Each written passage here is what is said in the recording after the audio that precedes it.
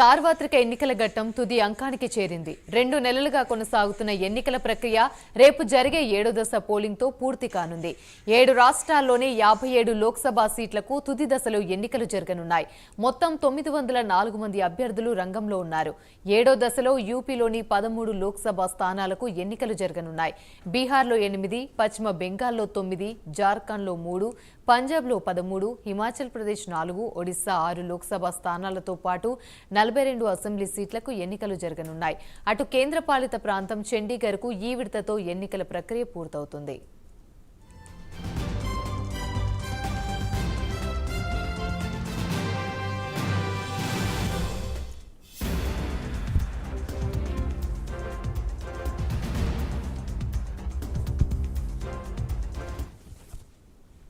రేపు జరిగే ఎన్నికలతో దేశవ్యాప్తంగా 543 స్థానాలకు ఎన్నికల ప్రక్రియ పూర్తవుతుంది.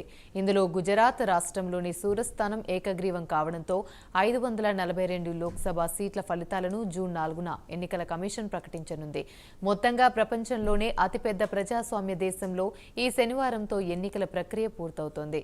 ఏప్రిల్ 19వ తేదీన ప్రారంభమైన మొదటి దశ పోలింగ్ జూన్ 1న జరిగే 7వ విడత పోలింగ్తో మొత్తం 542 స్థానాలకు ఎన్నికలు పూర్తవుతాయి. ప్రధాని మోదీ పోటీ చేస్తున్న వారణాసి లోక్సభ స్థానంపై ఎక్కువగా చర్చ జరుగుతుంది. మోదీ ఇక్కడి నుంచి 3వసారి ఎన్నికల్లో పోటీ చేస్తున్నారు. ఇది కాకుండా బీజేపీకి చెందిన సినీ నటి కంగనా రనౌత్, కాంగ్రెస్ నుంచి విక్రమాదిత్య సింగ్ తుది దశ బరిలో ఉన్నారు. గోరఖ్పూర్ నుంచి బీజేపీ అభ్యర్థి రవికిషన్, సమాజ్వాదీ అభ్యర్థి కాజల్ నిషాద్ మధ్య పోటీ నెలకొంది. హమీర్పూర్ నుంచి బీజేపీ తరపున అనురాగ్ ఠాకూర్, కాంగ్రెస్ తరపున సత్యపాల్ సింగ్ రైజాదాలో బరిలో ఉన్నారు.